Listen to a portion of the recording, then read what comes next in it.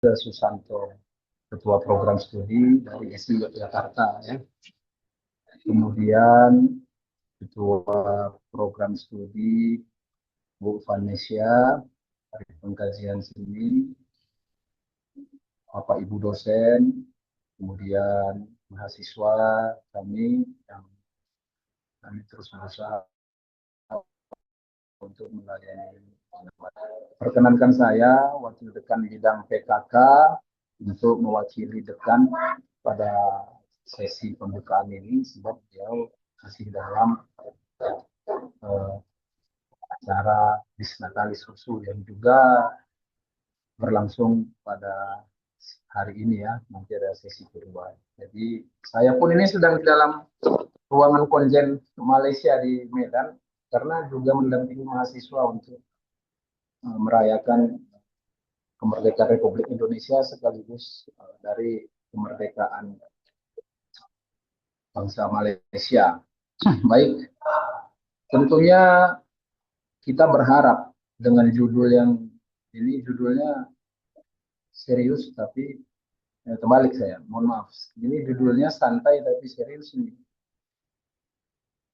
Dari festival ke arsip, merawat ingatan, menghidupi kebudayaan. Program studinya Pak Miki tadi tata kelola seni. Wah, luar biasa itu. Mahasiswa sebelum saya kasih poinnya ke situ. Terkadang jangankan festival yang mau kita arsipkan. Hal-hal sepele aja di dalam rumah, di dalam kantor, tempat kita bekerja, banyak yang tidak kita arsipkan dengan baik. Apatah lagi sebuah festival tadi disenggol oleh Ibu Kapolri. Festival seni, besar, megah, habis pesta, nggak ada barang buktinya. Laporannya nggak ada, apapun nggak ada. Mungkin itu ya, sesederhana itu mungkin saya memikirnya. Tapi kalau melihat ke bawahnya itu, merawat ingatan dan menghidupi kebudayaan. Tadi kami nonton film itu. Bagaimana film Putri Gunung Ledang yang dibuat tahun 2004 menceritakan atau mengisahkan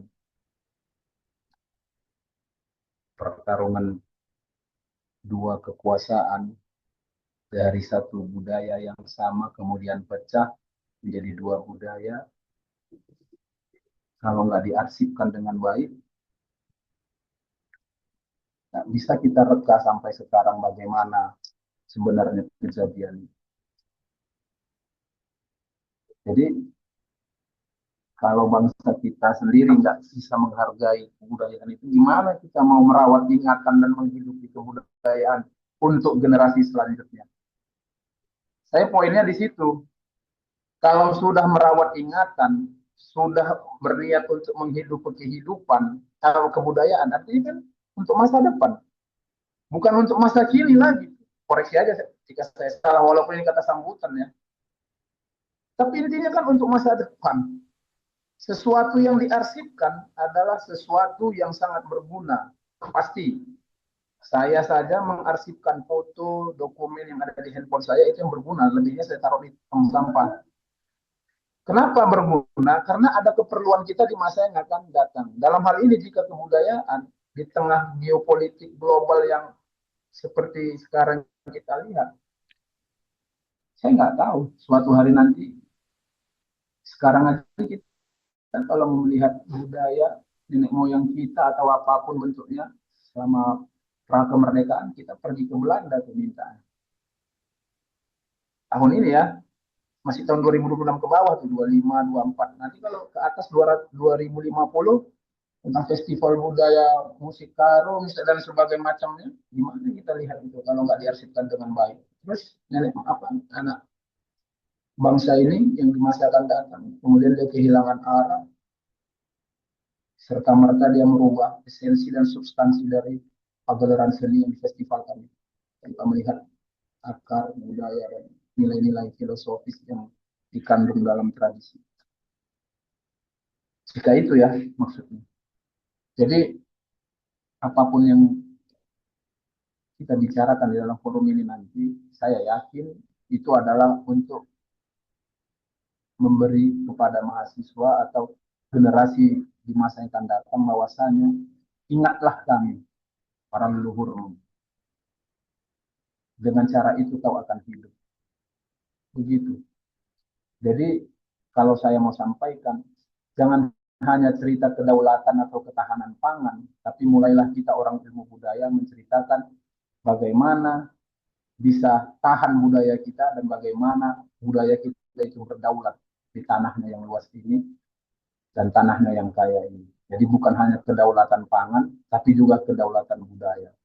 Itu kalau saya lihat ya, merawat ingatan dengan kedaulatan menghidupi kebudayaan. Saya kira itu, kalau ada kata-kata saya yang salah atau cara berpikir saya, penyampaian saya yang keliru, saya mohon maaf. Tapi mudah-mudahan itu bisa menjadi sedikit amunisi untuk kita mulai berpikir bagaimana menggaungkan, mengobarkan semangat kedaulatan budaya. Sekali lagi saya ucapkan selamat kepada program studi yang dipimpin oleh Ibu Vanessa dan Pak Nike. Terima kasih sudah bersedia hadir dan menyediakan waktunya, pikirannya nanti untuk mengisi ruang-ruang yang ada di dalam pikiran kami ini agar tak hampa berbagi ilmu. Terima kasih sekali lagi dengan mengucapkan dan menyebutkan nama Tuhan Yang Maha Kuasa. Bismillahirrahmanirrahim. Dan ini kuliah umum dengan judul dari Festival Membuat Ingatan Menghidupi Kebudayaan resmi dibuka. Terima kasih. Assalamualaikum warahmatullahi wabarakatuh. Terima kasih kepada Bapak yang telah memberikan kata sambutan dan juga atas arahannya. Nah, sebelum kita memasuki ke sesi utama, kita akan melakukan foto bersama dulu ya, Bapak Ibu semuanya.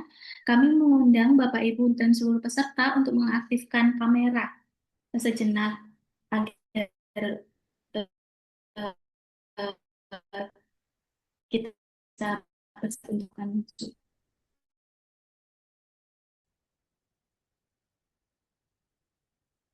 Oke.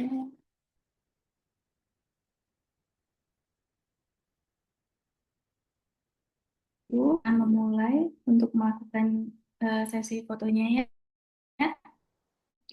Satu, sudah semuanya? Baik. Satu. Oke, kita tunggu dulu.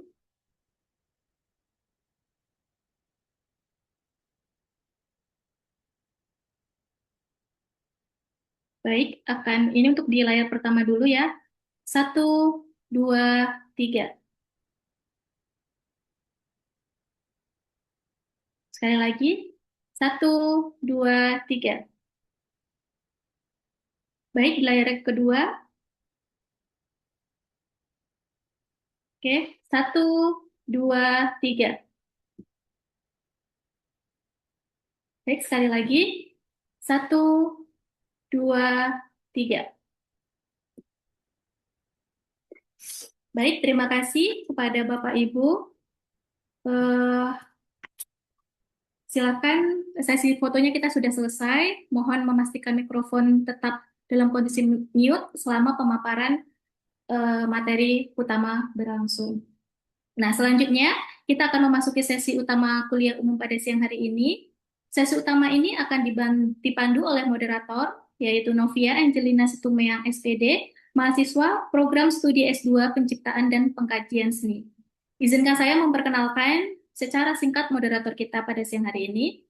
Novia Angelina Situmeang lahir di Dairi pada 19 November 1999. Novia merupakan lulusan S1 Pendidikan Musik Universitas Negeri Medan dan saat ini sedang menempuh pendidikan semester 3 program dan kajian. Selain berkecimpung di bidang akademik, Novia juga memiliki pengalaman di bidang seni pertunjukan.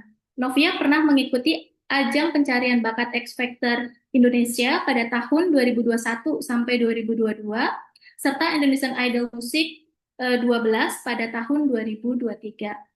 selain sebagai penyanyi, beliau juga aktif dalam seni peran dan terlibat dalam beberapa produksi film, seperti Harta Tahta Boru Niraja dan Antara Mama, Cinta dan Surga Bahasa Cinta No Mensen. Tanpa berpanjang kata, kepada Saudari Novia Angelina Situmeang, SPD, kami persilahkan untuk memandu sesi kuliah umum bersama Bapak Dr. Mike Susanto, MA. Waktu dan ruang Zoom, saya kami persilahkan. Baik, terima kasih. Selamat siang menjelang sore dan salam sejahtera untuk kita semua. Terima kasih atas waktu dan kesempatannya. Sebelumnya izinkan saya menyapa terlebih dahulu yang kami hormati Ibu Dr. Vanessa Amiya Sebiang, SSN, selaku Ketua BM Penciptaan dan Pengkajian Seni, Fakultas Ilmu.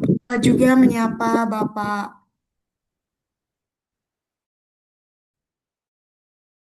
Muhammad,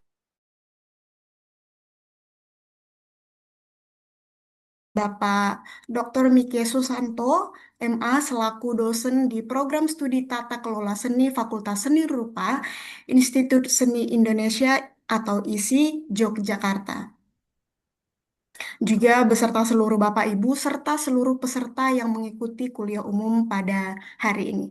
Perkenalkan, nama saya Novia Situmeang, salah satu mahasiswa S2 Penciptaan dan Pengkajian Seni Fakultas Ilmu Budaya USU yang merupakan lulusan dari salah satu finalis Indonesian Idol Season 12 dan mendapat top 6. Dan hari ini saya juga yang akan memandu atau menjadi moderator pada kuliah umum hari ini. Terima kasih.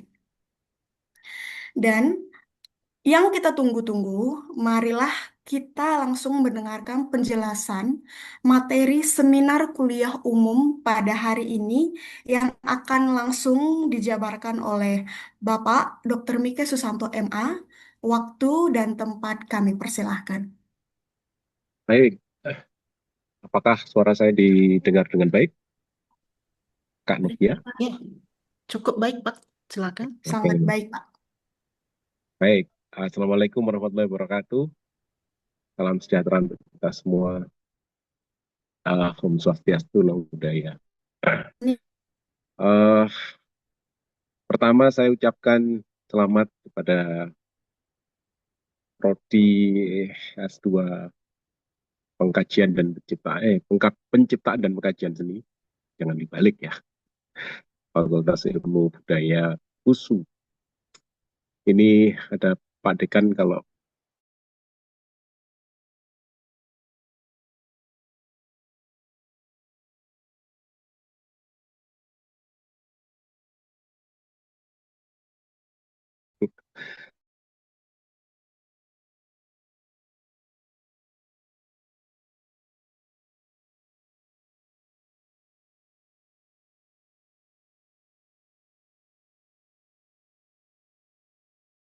Novia, ya 1 jam atau lebih,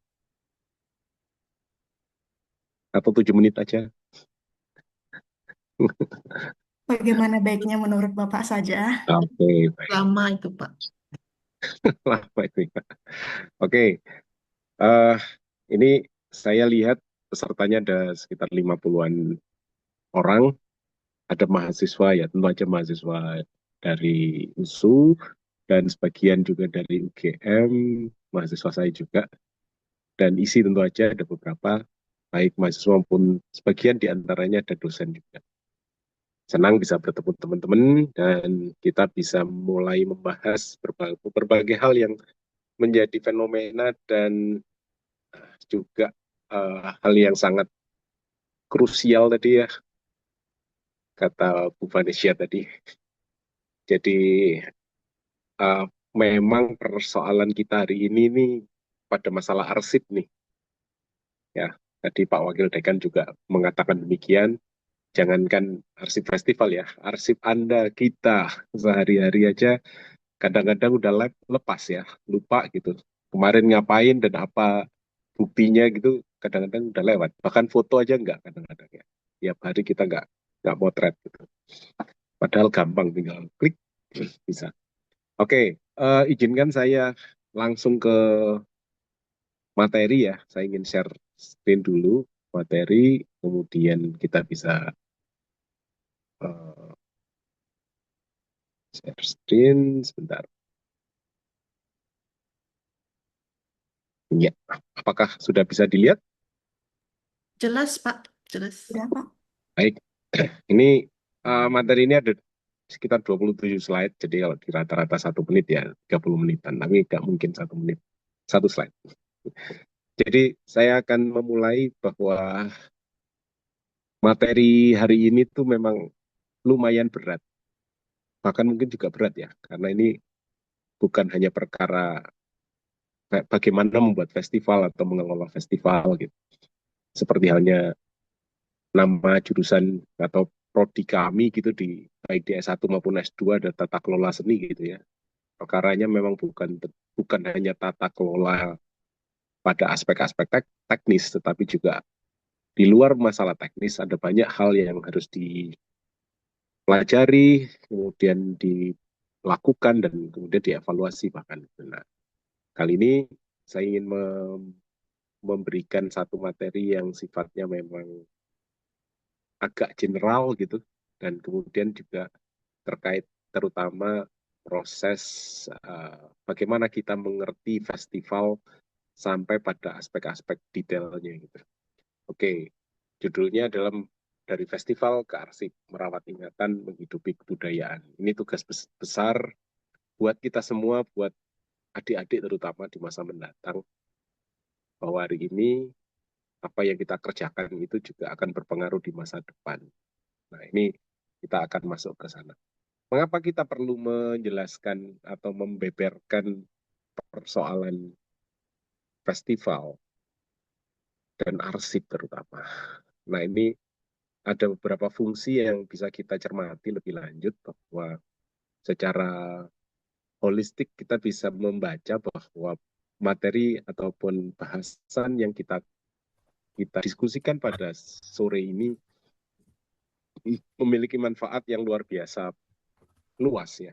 Yang pertama tentu saja bagian utama kita adalah persoalan memori, menjaga ingatan. Ingat teman-teman, beberapa waktu lalu kita kehilangan pulau, kita kehilangan arsip, dan kita juga kehilangan banyak hal, terutama memori ya. Bahwa ada banyak kekayaan yang sesungguhnya kita bisa pertahankan, gara-gara arsip kita jadi tidak bisa mempertahankan. Kita kehilangan pulau di bagian utara ya, dan kemudian kita lepas ke negara tangga, dan kemudian sekarang ya walaupun masih banyak, tapi ya kita merasa bahwa ternyata gara-gara arsip kita tidak bisa membuktikan bahwa pulau tersebut adalah milik Indonesia. Terus yang urusan kedua terkait memori tentu saja identitas. Hari ini semua sedang mempertanyakan identitas. Setiap manusia, diri kita, individu, semua pasti akan menggali dan mencari yang namanya identitas. Nah, ini juga diciptakan karena kita untuk itu perlu membuat arsip dan sebagainya. Dan korelasi yang lebih lanjut adalah persoalan secara kolektif. Ini yang nanti akan terus-menerus menjadi masalah buat kita. Seandainya kita tidak pernah punya yang namanya arsip, kita nggak bisa membentuk sejarah kolektif dengan baik. Manfaat yang lain tentu saja pengetahuan bahwa materi ini ataupun bahasan kita ini akan juga penting nantinya sebagai bagian dari mungkin sumber penelitian, kuliah-kuliah kita. Selamat ya buat teman-teman yang sudah diterima di pasca sarjana ya, yang baru masuk. Dan saya kira ini akan menjadi moga-moga menjadi pertemuan penting untuk kita di masa-masa mendatang. Dari aspek tata kelola, saya moga-moga ini datang juga beberapa teman yang bekerja di Dinas Kebudayaan ataupun di Balai Pelestari Kebudayaan BPK, katanya mau ikut, tapi moga-moga ada ya di antara 50-an orang ini, karena kaitan materi ini juga penting untuk melihat bagaimana perencanaan sebuah festival sampai evaluasi dan keputusan atas berbagai macam hal yang terjadi. termasuk dengan kebijakan budaya. Kenapa kita perlu memakai festival atau memanfaatkan festival? Itu ya karena memang secara uh, secara teknis, festival itu berfungsi sebagai instrumen untuk mengintervensi kebudayaan kita secara inklusif, dengan mudah sekali masuk kemana-mana. Termasuk festival itu jadi bagian yang berkelanjutan, terdokumentasi, bila itu menjadi kesadaran bersama, dan basis sebuah evaluasi. Jadi nanti kita akan bisa masuk ke wilayah yang sangat penting yang namanya IPK, Indeks Pembangunan Kebudayaan, yang seringkali diharapkan oleh pemerintah kementerian bahwa setiap provinsi harus memiliki indeks prestasi kebudayaan. Ini pekerjaan gubernur, teman-teman, bukan pekerjaan mahasiswa, tapi ini akan jadi pekerjaan teman-teman seandainya Anda bekerja sebagai pekerja budaya nanti, terutama pengelola ya, terutama ASN bidang kebudayaan, nanti akan masuk ke sana juga. Fungsi ekonomi tentu aja pasti festival menambah nilai dan ekonomi terutama. Dan tentu yang terakhir adalah soal ekosistem. Bagaimana memperkuat legitimasi, jejaring, diplomasi kebudayaan, sampai keberlanjutan festival itu nanti seperti apa. Mungkin dari sini kita bisa belajar. Nah, saya ingin memberikan batasan mengenai apa yang kita bahas dalam sesi kali ini. Ini ada 4 bab atau subtopik yang akan saya utarakan selama lebih kurang 1 jam ke depan. Yang pertama tentu saja mengidentifikasi pengertian, sejarah, dan manfaat festival. Ini seperti buat kita kayak matrikulasi lah gitu. Sehingga kita bisa membaca bagaimana kemudian pengertian festival ini, apa batasan festival, apa asal-usulnya, dan sebagainya. Yang kedua tentu saja membaca sejauh mana perkembangan festival budaya di Indonesia. Dan ini tentu akan memberikan satu gambaran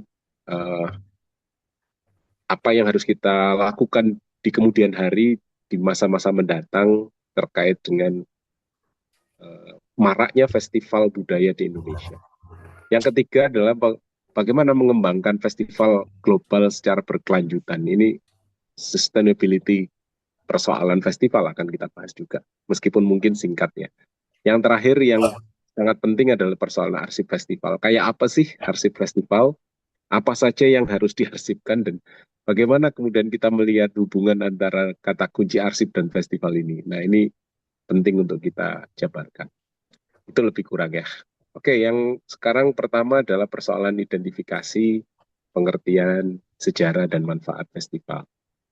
Teman-teman, moga-moga ini udah pada tahu ya, bahwa kata festival itu, kata kunci arti utamanya tentu aja kemeriahan, pesta, ya, perayaan gitu ya. Itu kunci utamanya. Meskipun di sini ada beberapa istilah lain yang ikut menjadi bagian yang harus kita mengerti gitu. Tapi kalau di sini ada kata festus yang berarti berkaitan dengan hari raya gitu, ya bukan berarti hari raya adalah festival, enggak juga ya. Ini Oxford Dictionary-nya mungkin agak berlebihan mengartikulasi ini. Tapi yang paling utama adalah bagaimana kemudian kita mengartikulasi festival itu adalah sebagai perayaan ataupun hal-hal yang menyangkut kegembiraan bersama gitu. Itu yang paling utama. Kalau gembira sendiri itu namanya ulang tahun namanya ya. Tidak bisa difestivalkan.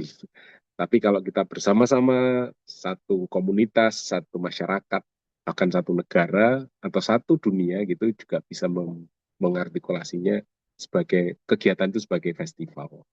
Meskipun mungkin namanya pameran atau pergelaran apa, tapi kalau misalnya dia memberikan esensi yang utama adalah kegembiraan atas hari-hari yang baik, ya itu ya, menyenangkan, itu adalah bagian dari festival.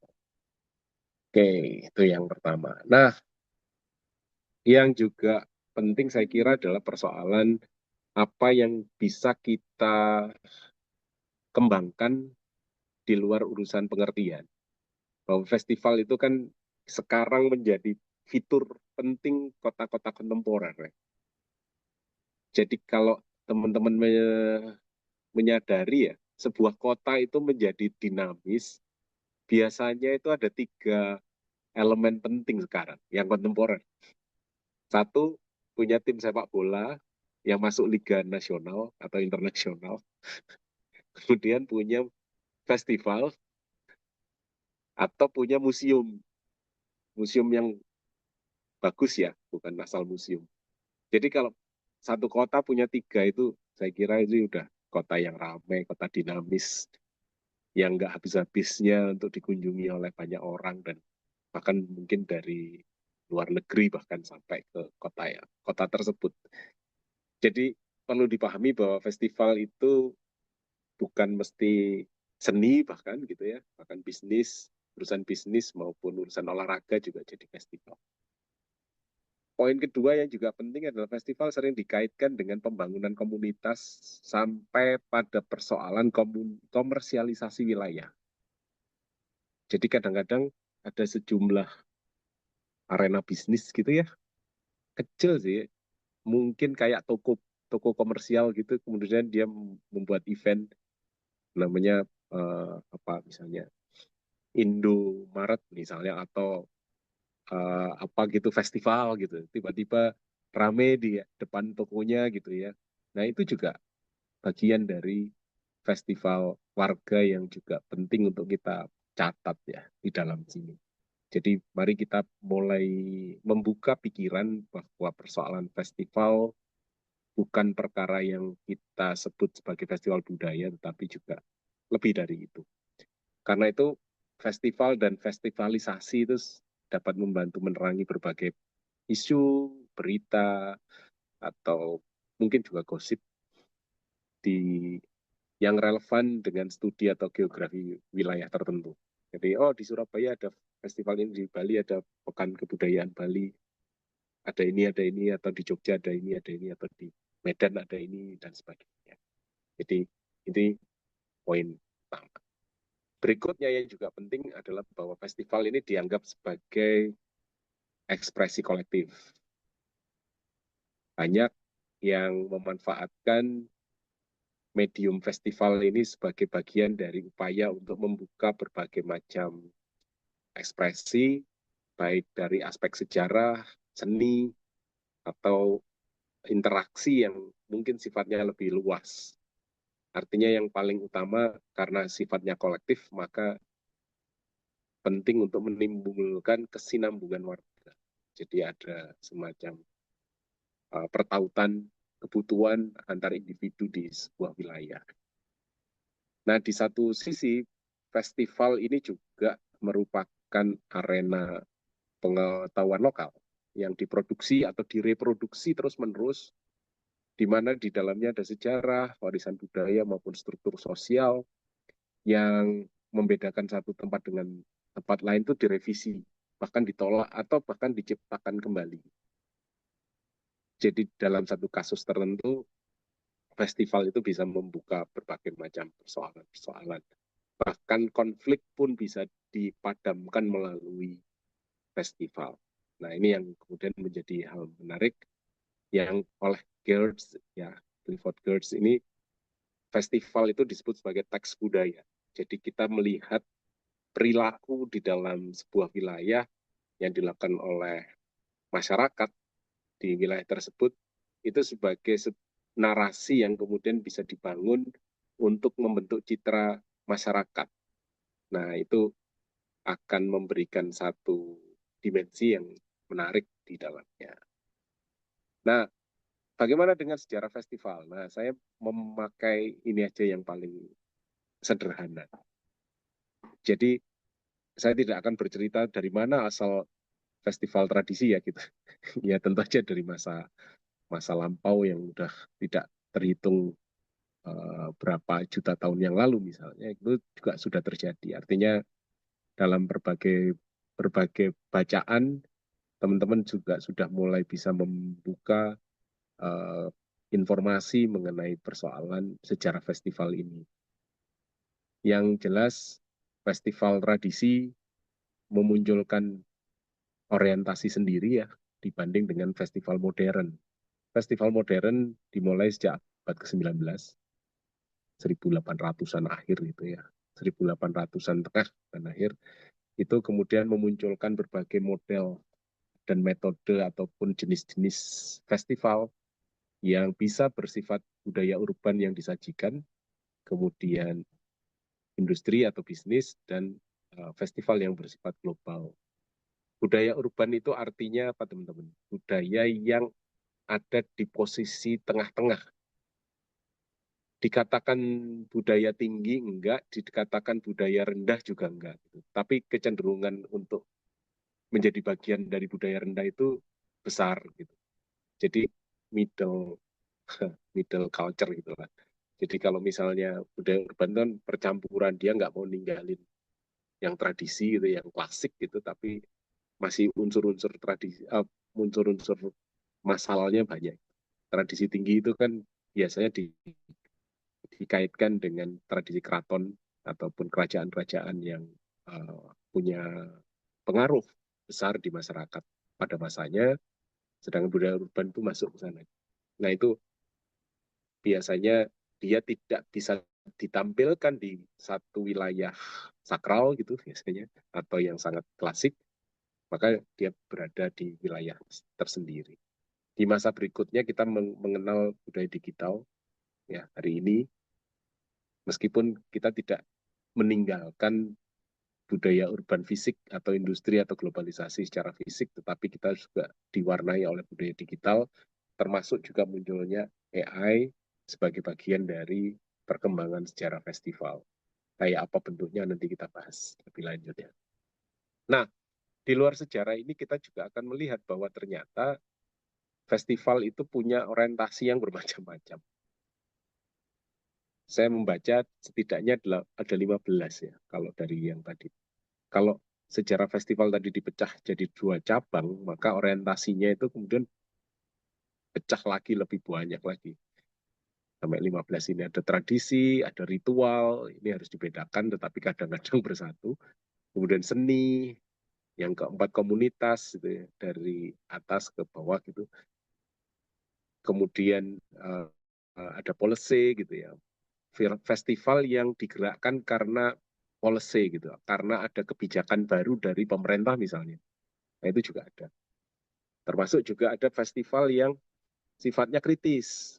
Ini juga orientasinya kritik terhadap sesuatu gitu. Di Jogja ada pernah sebuah festival yang namanya Festival Mencari Haryadi. Haryadi itu wali kota Jogja yang kena KPK, nah tangkap KPK.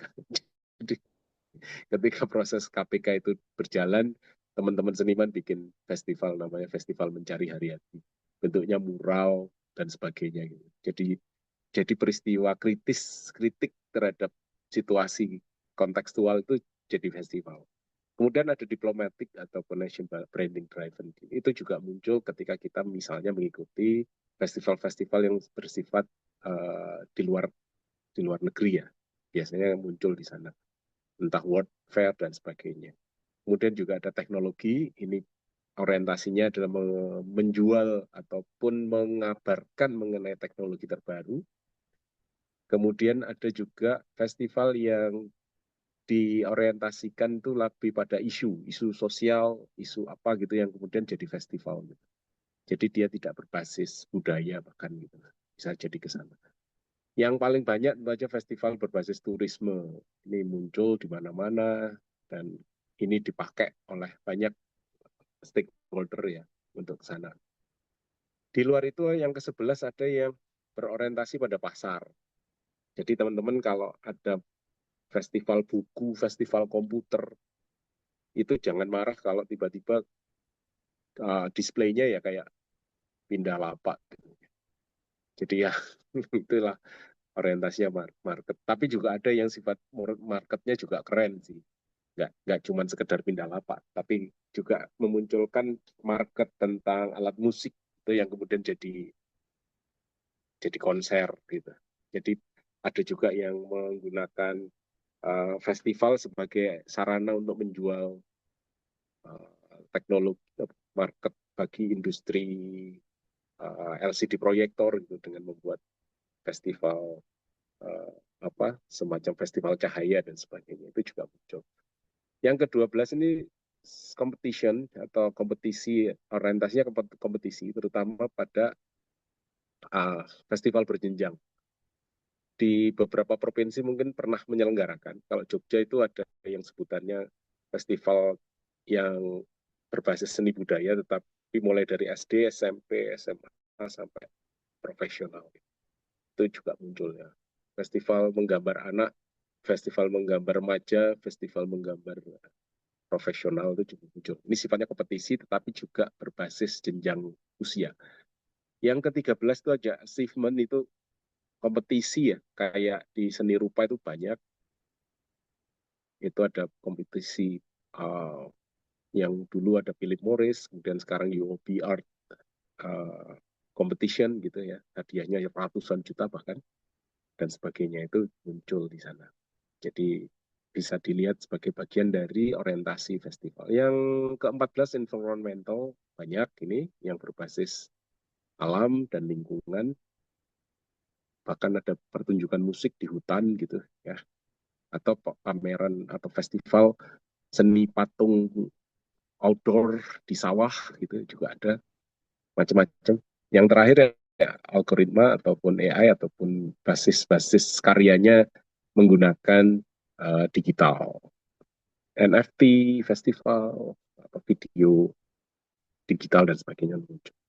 Nah, itu yang muncul. Nah, bagaimana kemudian kalau kita pecah salah satu di antaranya festival tradisi tadi ya.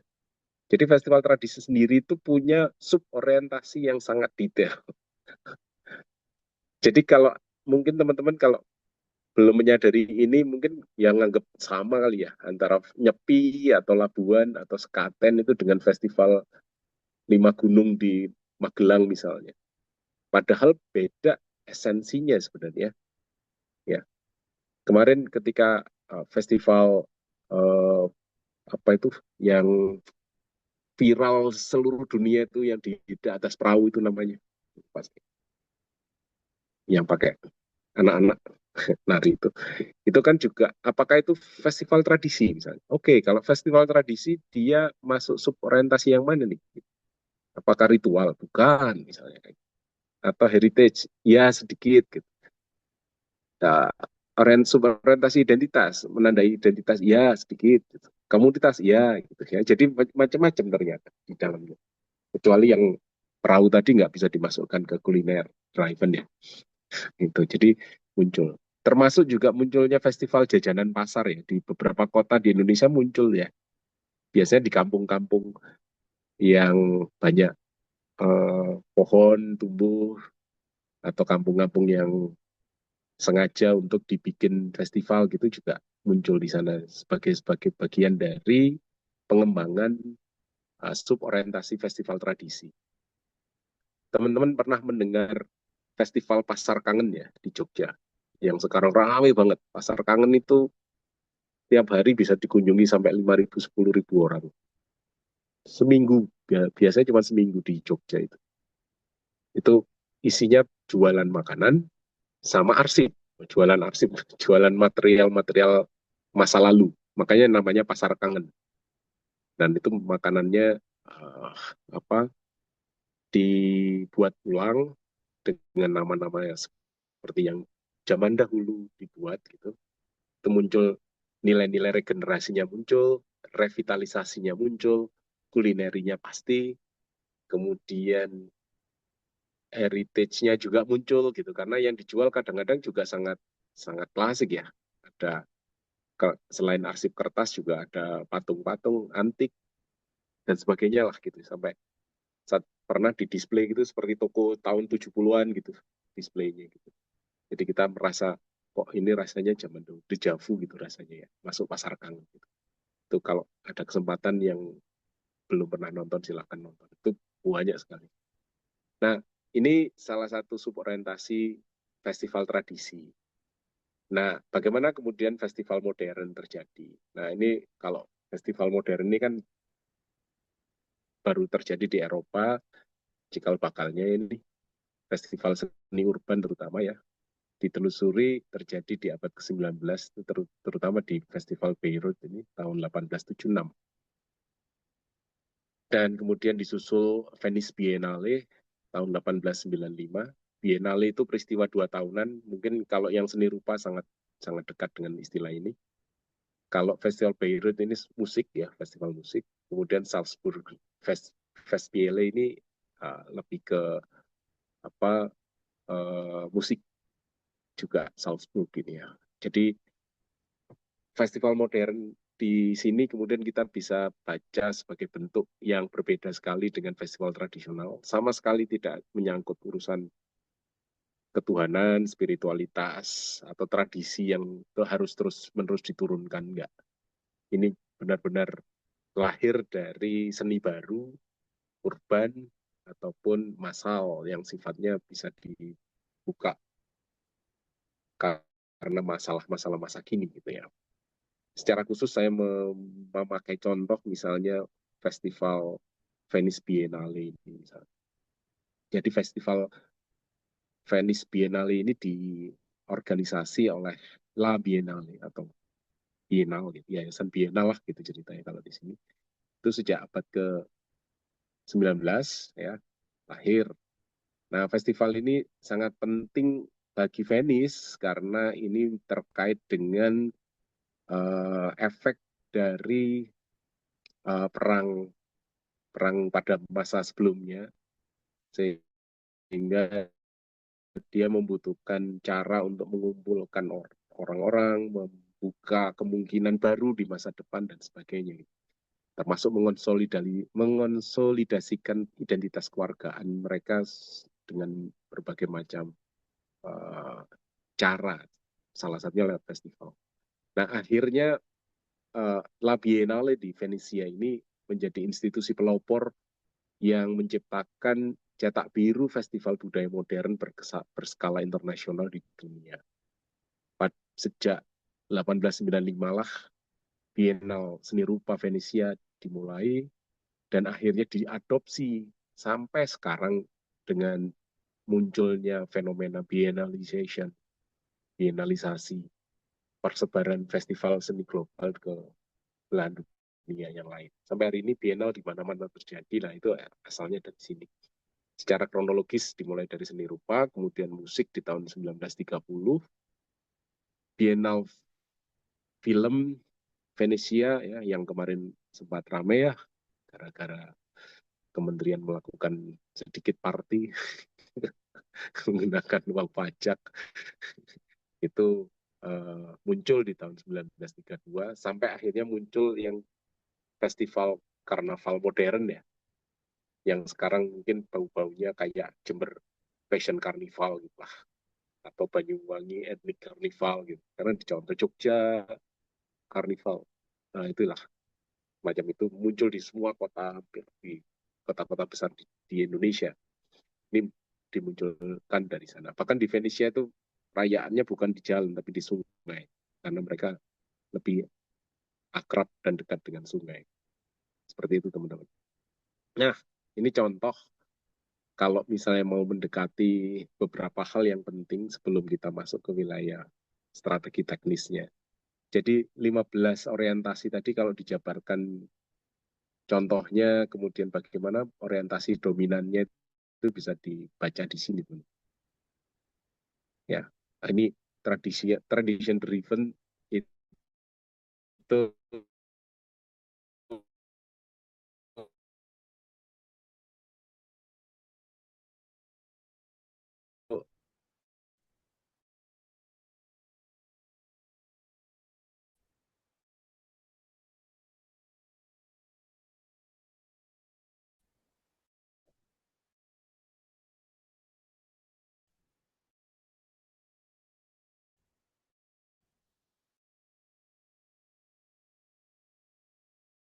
itu berikutnya. Yang art driven banyak yaitu teman-teman bisa lihat. Kemudian market, nah ini Sondrenalin itu juga bagian dari market driven produk musik dan sebagainya di sana. JAF tahu ya teman-teman ya, Jogja Art Film Festival itu yang pasar film itu sebenarnya untuk Asia Pasifik. Kemudian Art Jakarta di Jakarta tentu aja dan lainnya. tourism driven ini saya masukkan contohnya Jember Fashion Carnival. Ini festival Pacu Jalur itu juga tourism driven. Jadi ini branding dan pariwisata dan seterusnya teman-teman ya. Ini kalau dijabarkan satu-satu nanti habis waktunya. Bagaimana kemudian kalau orientasinya pada Prambanan Jazz kemarin yang sempat ramai itu? Ada yang ingin komentar nggak? Yang nomor 1 atau nomor 2? Silakan, sambil saya istirahat sebentar, Pak. Minum. Ada yang ingin komentar nggak? Nomor 1. Apa orientasi Prambanan Jazz Festival? Apakah mau promosi candi, atau musik, atau turis? Nggak ada yang jawab nih. Yang kedua lebih sulit nih. Di mana posisi dan orientasi festival-festival yang difasilitasi oleh Dana Indonesia Raya? Tahu ya, Dana Indonesia Raya ya. Indonesiana dulu. Pakai dana abadi kebudayaan. Nah, ini persoalannya panjang dan lebar ini. Nanti dijawab sendiri-sendiri deh ini. Dua ini. Karena saya kira ini menjadi PR kita semua. Nomor 1 itu pertanyaan yang orientasinya lebih pada membuka identitas festival. Kalau yang kedua itu pada aspek-aspek yang lebih kompleks terkait dengan kebijakan dan sebagainya. Oke, saya memiliki model cara menjawab. Anda kalau menghadapi sebuah festival, saya kira di sini bisa melihat salah satu kasus saja.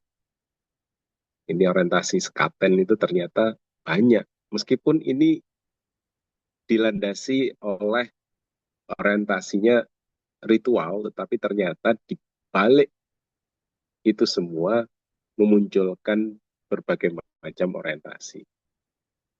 Ya, di sini kekuatan. Nah, kekuatan-kekuatan inilah yang perlu dicatat, disadari maupun juga untuk ditingkatkan pada level-level tertentu sesuai kepentingan masing-masing. Kalau bagi pemerintah, kekuatan dan orientasi ini tentu saja akan memberikan satu gambaran betapa oh ini penting untuk misalnya karena ritualnya oke, kita sajikan ke wilayah yang lebih global misalnya dari aspek-aspek pewarisan budaya tingkat dunia misalnya dan sebagainya. Ini contohnya bagaimana kemudian sekaten itu memberikan satu gambaran betapa orientasi satu festival saja berbeda-beda dan kos. Bagaimana dengan simbolik atau political simbolik orientasi ya gitu muncul nggak di sini? Ada yang tahu nggak apa yang bisa menandai political simbolik di dalam sekaten? Ada yang bisa jawab nggak? Kalau lainnya gampang sih. Kalau political simbolik ini kan karena ada raja yang sangat berpengaruh di dunia politik Indonesia hari ini. Mungkin itu ya lebih kurangnya. Nah, bagaimana kemudian dengan Bali? Bali kita lihat bagaimana perbandingan antar festival tradisi ritual di Bali. Ini ritual ya, tradisi ritual di Bali. Ada banyak festival di Bali. Meskipun mungkin bagi orang Bali ini bukan festival mas gitu. Seperti nyepi itu bukan festival. Iya, memang bukan. Tapi dalam studi festival ini bagian dari yang namanya kegiatan kebudayaan juga, meskipun ini adalah bagian dari ritual keagamaan. Artinya ada persoalan yang sifatnya memang menyatu dengan ciri khas sebuah festival. Ya, ini bisa dibandingkan tingkat kesakralannya mungkin di nomor 1, 2, 3, 4, 5 sama, ya, tapi unsur festivalnya sedikit banget. Makanya ini akhirnya orang bisa orang bisa menyebut bahwa Eka Dasa Rudra ini bukan festival mas, atau Nyepi bukan festival. Iya bukan, tapi ada unsur itu di dalamnya karena di situ masyarakat atau orang-orang atau individu yang masuk ke sana itu juga merayakan kegembiraan, ada sesuatu yang diingat dan kemudian dipestakan gitu, meskipun nyepi itu bukan pesta sih ya. Disitulah kita bisa memperhatikan. Ini klasifikasi macam ini mungkin juga akan berguna ketika teman-teman melakukan riset nantinya di tesis Anda, bagaimana kemudian festival ini harus digerakkan lewat aspek-aspek orientasinya. Nah, selain yang persoalan orientasi, kita juga perlu melihat bagaimana aspek lain yang penting dalam perspektif kursus. Dan dalam hal ini kita bisa melihat penelitian Kate Bassett ini di tahun 93 dia melakukan penelitian bahwa selama abad ke-19 itu sampai sekarang menjelaskan bahwa kebijakan budaya perkotaan memang tidak lahir dari ruang hampa, tapi juga didorong oleh persoalan entrepreneurialism urban. Jadi bagaimana kemudian mereka menggulirkan beberapa poin penting yang sifatnya kritis. Satu ya tentu saja soal kooptasi budaya oleh elit ekonomi dan politik. Jadi festival tidak murni milik teman-teman pegiat budaya. Ya, ini persoalannya investor swasta harus jalan, pengembang properti jalan, elit bisnis sebuah kota juga jalan. Gitu. Nah ini artinya festival budaya digunakan sebagai branding bagi pemerintah daerah misalnya untuk menarik modal asing atau perusahaan multinasional atau turis berkantong tebal itu muncul. Yang kedua, masalah penting lagi adalah marginalisasi budaya kelas pekerja.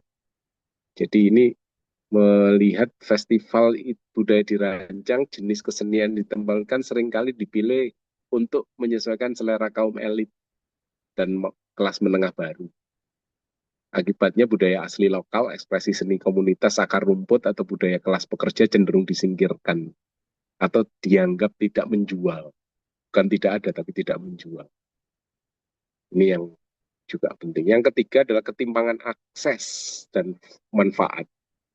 Jadi based mengkritik klaim pemerintah kota yang menyatakan bahwa regenerasi berbasis festival ini membawa efek kesejahteraan bagi semua lapisan, tapi faktanya keuntungan finansial dari festival ini justru bergulir bukan pada seniman loh ya, tapi pada harga tanah, sewa hotel, properti, transportasi, dan sebagainya.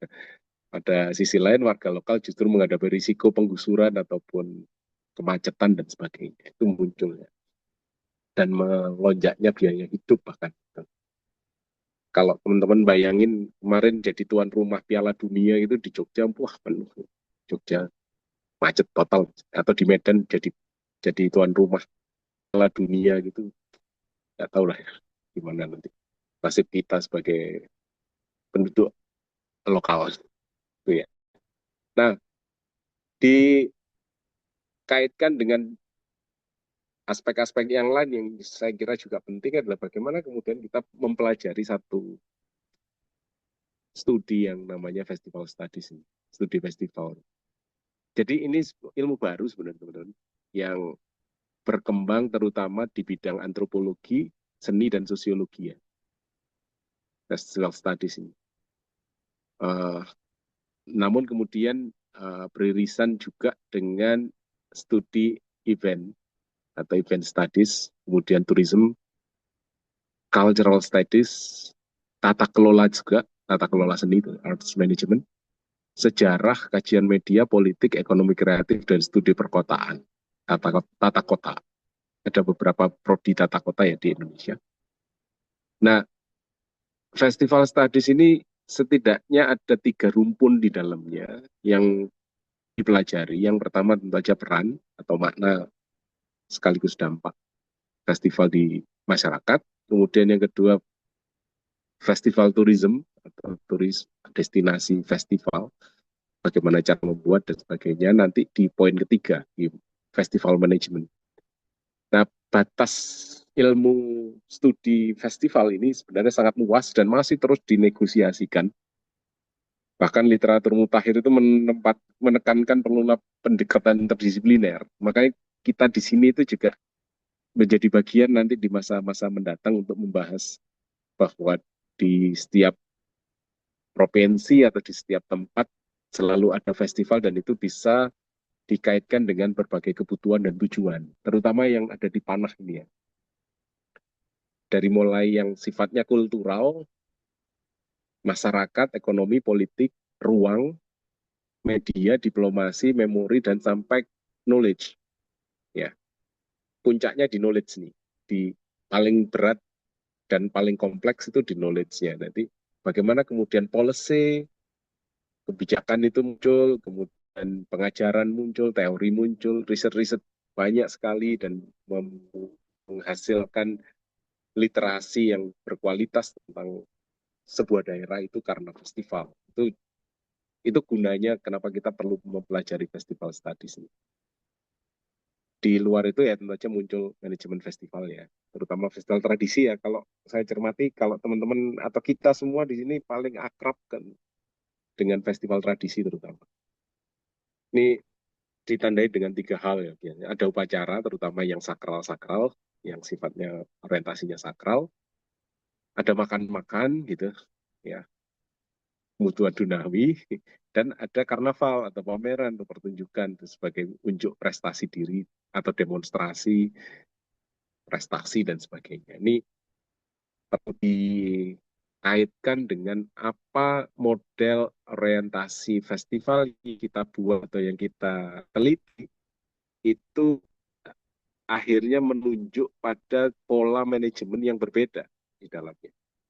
Sehingga jangan kemudian punya orientasi bahwa setiap festival manajemennya sama, gitu enggak. Ya tentu saja beda ya, konser musik, festival festival yang berbasis budaya urban dengan festival tradisi pasti berbeda cara pengelolaan. Ini yang muncul di sana. Secara khusus, tata kelola festival tradisi ini lebih kurang sama dengan agenda lain sebenarnya, tapi beberapa kebutuhan masih perlu disinkronisasi.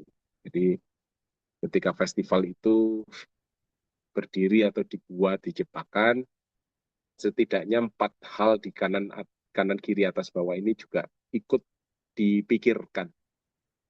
Yang paling penting yang pertama, kanan dulu, nama dan identitas. Identitas ini untuk membandingkan apa yang kita akan buat itu dibandingkan dengan festival-festival yang udah ada di wilayah lain.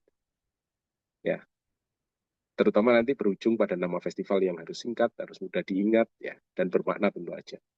Identitas ini tentu saja untuk membuka kemungkinan lain dari apa yang sudah dilaksanakan. Kalau teman-teman hanya ikut-ikutan kampung sebelah gitu bikin ya paling terus-menerus jadi kayak ekor ya, jadi follower.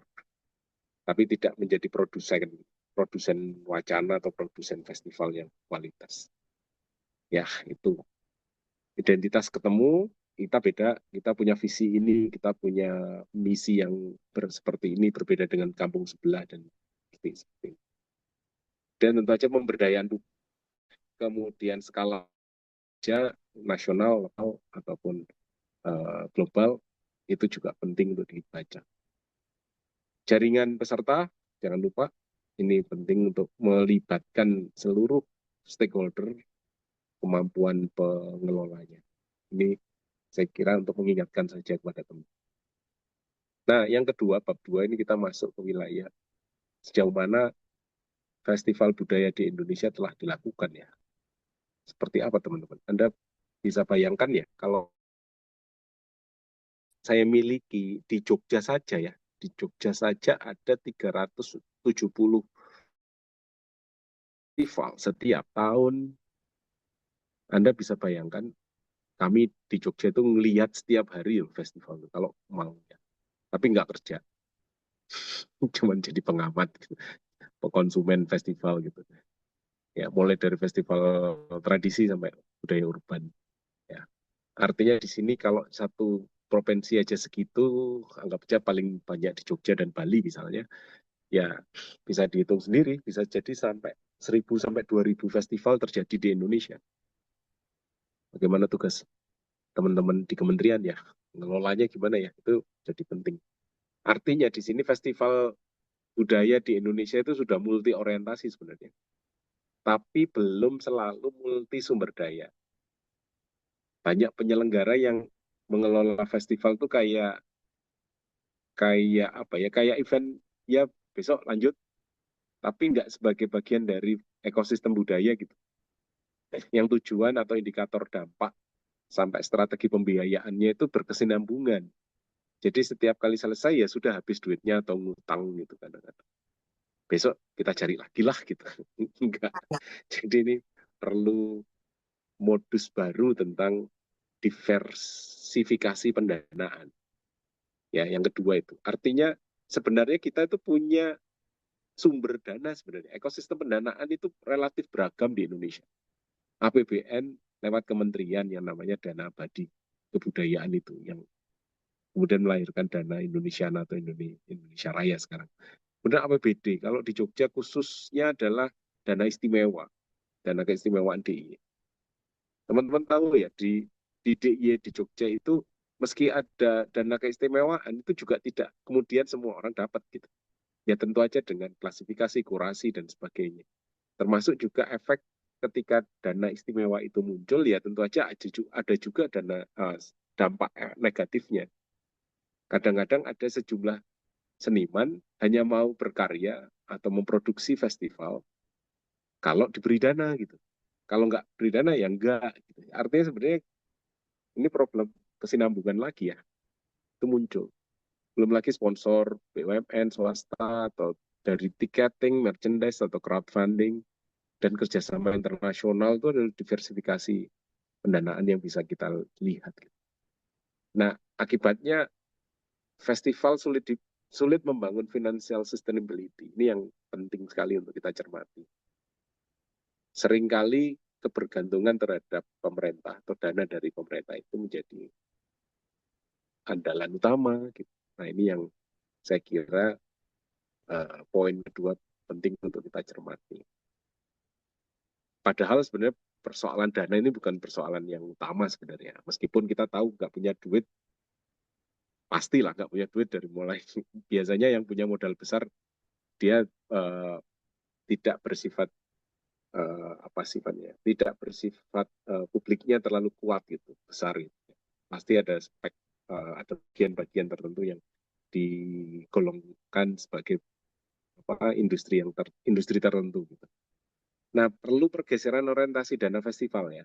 Awalnya memang budget based festival ke impact based festival. Ini saya kira juga penting untuk melihat bagaimana festival budaya di Indonesia terjadi. Indikatornya dapat berubah, keragaman audiens bisa dibaca, kemudian pendapatan ekonomi lokal juga muncul, jumlah seniman yang terlibat bisa dihitung, kemudian regenerasinya juga bisa dimunculkan. Nomor 3 ini saya kira bisa membuka kemungkinan riset teman-teman pasca ya. Satu poin aja sudah bisa jadi satu judul jurnal. Ya. Belum lagi urusan keberlanjutan ataupun diplomasi budaya sampai urusan digital rights-nya. Ya, jadi semacam itu. Nah, yang keempat yang juga penting lagi adalah kita kekurangan yang namanya agen kebudayaan. Agen kebudayaan itu orang-orang yang mampu menjadi penghubung. Dia bukan seniman, dia bukan, ya kurator lah sebutannya gitu, tapi dia produser budaya gitu. Dia yang menjadi bagian dari emulsi antar cairan, antar zat gitu yang kemudian bisa diaduk bersama-sama. Ya, si agen kebudayaan ini membuat festival tidak berhenti sebagai keramaian ketahunan, tapi menjadi bagian dari infrastruktur kebudayaan. Tidak semua daerah punya agen kebudayaan. Ya, ini penting karena itulah kita perlu membentuk mereka-mereka ini sebagai agen untuk memunculkan kemungkinan-kemungkinan baru di ranah ini. Saya kira kuliah ini kan juga untuk memprovokasi teman-teman supaya Anda jangan cuma berhenti sebagai objek ya. Teman-teman saatnya terutama yang S2, S3 ini menjadi subjek kebudayaan. Menjadi orang-orang yang di depan memulai sesuatu, mendinamisasi sesuatu bersama-sama gitu. Sehingga tidak berhenti hanya menonton gitu ya. Yang kelima adalah ketimpangan sarana dan prasarana terutama di Jawa dan luar Jawa ini problem yang nggak selesai-selesai nih, meskipun kita punya kementerian tersendiri. Ini yang perlu dilihat ya, saya kira. Di kota besar tentu saja lebih banyak memiliki kemungkinan untuk dijadikan festival berskala gede. Gitu. Yang keenam, kebijakan pemerintah itu sebenarnya sudah festival oriented, tapi belum terintegrasi. Jadi RPJMN ya, Nasional 2025 sampai 2029 itu sudah menempatkan kualitas SDM sebagai salah satu sarana pembangunan nasional, terutama khususnya SDM bidang kebudayaan itu sudah dibangun. Namun untuk festival dibutuhkan kebijakan untuk lintas sektor, sehingga ini yang perlu digerakkan di atas. Ini bukan kerjaan kita sih. Makanya festival itu bukan hanya urusan Menteri Kebudayaan, tapi juga urusan yang lain. Bahkan beberapa kementerian saya lihat membuat festival sendiri-sendiri. Ya Kak, festival pariwisata, Kementerian Pariwisata bikin, kebudayaan bikin, agama juga bikin, luar negeri bikin. Jadi ya nggak tahu lah gimana cara menyatukan ini. Itu agen yang lebih gede daripada yang ada di kelas ini. Yang ketujuh, festival terlalu sering project base, proposal, dana, festival, laporan, selesai gitu.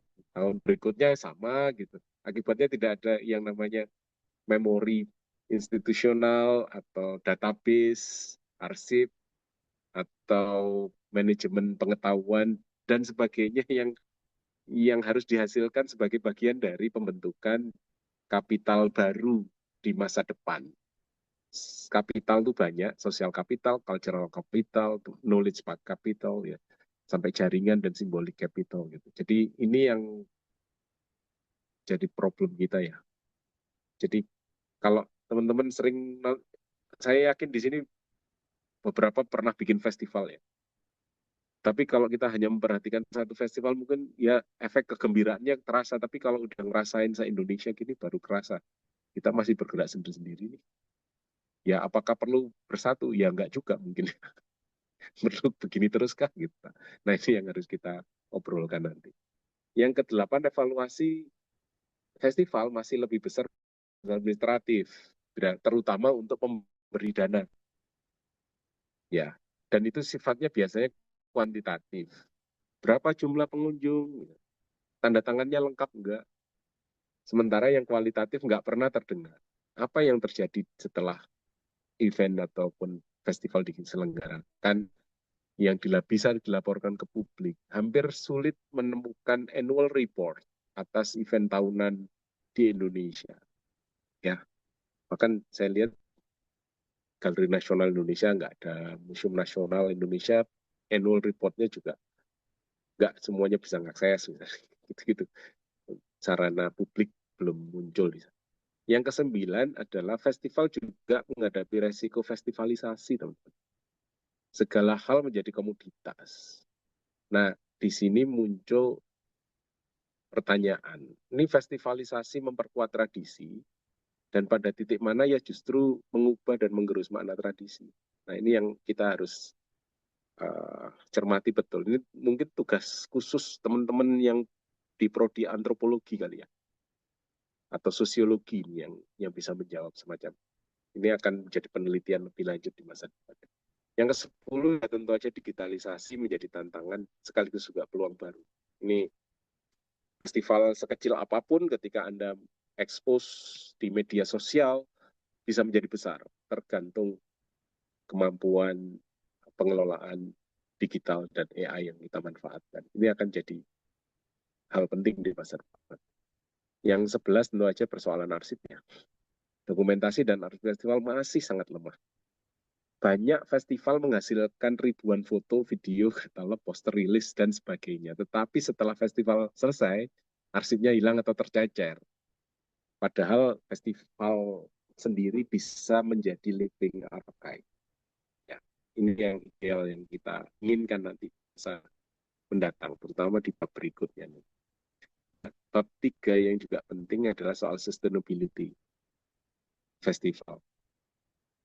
Saya tidak akan panjang lagi si bab ini karena saya hanya ingin menyadarkan bahwa sustainability itu memang belum cukup dipahami. Ini hanya dianggap yang penting tiap tahun diadakan. Enggak gitu, teman-teman. Itu bukan jadi sustainability di sini muncul karena ada banyak masalah, terutama di setiap festival itu pasti muncul sampah, konsumsi energi besar, listrik dan sebagainya, transportasi besar. Saya nonton Prambanan jazz dari Prambanan ke Nggodean itu jaraknya kalau naik mobil biasa itu ya sejam lah gitu. Itu sampai nggak dapat Grab, nggak dapat ojek online gitu. Sampai kemudian ojek online-nya mematikan aplikasi dan hanya main harga sendiri. Akibatnya ya kita wah jadi nggak ikhlas rasanya itu. kalau kalau kalau udah begini caranya gitu, itu juga jadi problem. Ya. Material sekali pakai, misalnya teman-teman festival banyak menggunakan digital print gitu. Itu juga sampah kan akhirnya. Kecuali Festival Lima Gunung yang menerapkan larangan untuk menggunakan material sekali pakai. Jadi mereka menggunakan bahan-bahan alam dan dia hancur karena alam nanti. Kemudian jejak karbon tentu saja harus diukur, dan keenam itu menghasilkan arsip yang luar biasa sesungguhnya. Maka festival di masa depan itu perlu memperhitungkan itu. Di Jogja sudah ada kebijakan soal sampah. AMDAL sebuah festival sudah harus diberikan di awal pengajuan. Sehingga ketika festival selesai, pulang kondisinya bersih. Itu harus dilaksanakan dulu. Soal pelaksanaannya ternyata ada yang dodoran, yaitu urusan polisinya itu. Ya. Nah, di masa depan itu muncul yang namanya atau perlu perhitungan soal sustainability lingkungannya, sustainability finansialnya, sustainability sosialnya, sampai kultural dan memorial. Artinya di sini saya pakai contoh nih, gambar sebelah kiri itu adalah kumpulan outfits yang dibuat karena Prambanan Jazz. Jadi mereka itu pengunjung ya, audien yang kemudian dikonstruksi ya, di dibuatkan semacam tawaran bahwa kalau nonton Prambanan Jazz pakai dress code-nya ini ya gitu, pakai kebaya ya. Gitu. Nah itu jadi cultural sustainability, sehingga kita bisa merasakan bahwa Prambanan Jazz itu beda. Itu contoh yang menarik saya kira sebagai salah satu bentuk sustainability kultural. Ada tradisi baru untuk mengangkat nilai-nilai tradisi warisan tradisi lama gitu menjadi sesuatu yang sekarang gitu. Bukan hanya musiknya tapi juga penampilan pengunjungnya juga menyenangkan, sampah dikelola gitu. Ya itu contoh-contohnya. Nah, bagaimana kemudian dengan bab terakhir soal arsip festival? Ini ada beberapa poin yang saya kira penting untuk agak detail saya terangkan. Karena urusan saya dengan arsip panjang kali lebar sebenarnya. Dan yang paling menarik adalah bagaimana kemudian hubungan antara dua kata kunci arsip dan festival ini menjadi sangat penting. Yang pertama adalah persoalan lapisan arsip festival. Apa aja sih arsip festival? Setidaknya saya menangkap ada 4 hal ini. Satu, dokumenter archive ini arsip-arsip yang dihasilkan sebagai bentuk rekaman massa peristiwa itu berlangsung. Ya, itu berupa arsip. Kalau saya membandingkan, karena kebetulan saya juga ngajar arsip dan dokumentasi seni ya di mata kuliah di prodi ini. Itu membaginya dari aspek teknis itu ada 3 jenis ya, 3 jenis arsip. Satu arsip visual, kedua arsip tekstual, dan yang ketiga arsip audiovisual dari aspek teknis. Sehingga kita bisa bayangkan yang visual itu ya poster, katalog, foto, video itu audiovisual, kalau surat kontrak dan sebagainya itu tekstual, atau narasi karya itu tekstual. Itu yang documentary archive. Yang kedua institutional archive, itu anggaran rapat dan sebagainya yang sifatnya administratif itu tersimpan sendiri dan bisa dibagikan untuk kepentingan-kepentingan tertentu, terutama untuk penelitian. Ini belum banyak penelitian mengenai aspek-aspek administrasi di dalam sebuah festival. Diisi sendiri di tempat kami ini jarang dilakukan karena ketidakmauan pemilik festival untuk membuka data mengenai administrasi. arsip administrasi, sehingga kita nggak bisa membaca dengan baik. Ini kemauan semacam ini butuh effort besar ya, saya kira. Keterbukaan betul kepada publik bahwa ini hanya dipakai untuk keperluan research dan sebagainya. Yang ketiga, social archive. Ini persoalan di luar urusan yang formal yang dilakukan oleh pengelola festival. Misalnya kesaksian seniman, itu misalnya kayak ada jurnalis mewawancarai pengunjung, itu adalah bagian dari social archive. Nah, itu penting untuk kita terus gerakkan. Ya, pekerjanya kayak apa, ngomongnya gitu. Itu penting, komunitas yang ikut serta dan sebagainya yang sifatnya memang di luar urusan institusi formal. Yang keempat adalah digital archive. Ini bagaimana caranya supaya materi-materi yang sifatnya memang untuk laman website, analisis, regenerasi AI dan sebagainya itu juga masuk di dalam 4 lapisan arsip. Ini yang pertama. Yang kedua tentu saja strategi pendokumentasian. Kebetulan mahasiswa saya di tata kelola seni di pasca ISI itu ada yang melakukan riset pendokumentasian Festival Ngayog Jazz tahun 2024. Jadi cuma 1 tahun aja yang diteliti. Ternyata tebelnya 300 halaman. Dia tidak hanya ngomong tentang pre-event archive dan sebagainya seperti yang saya tulis, tapi dia membuka satu demi satu, langkah demi langkah, detail-detailnya dinarasikan sehingga kita bisa mendapatkan gambaran bahwa satu peristiwa di tahun 2024 aja yang melibatkan satu kampung itu dokumentasinya luar biasa menarik. Sehingga di sini bisa jadi materi riset di masa mendatang. Yang ketiga, ini yang juga penting adalah arsip visual. Festival ini memory infrastructure.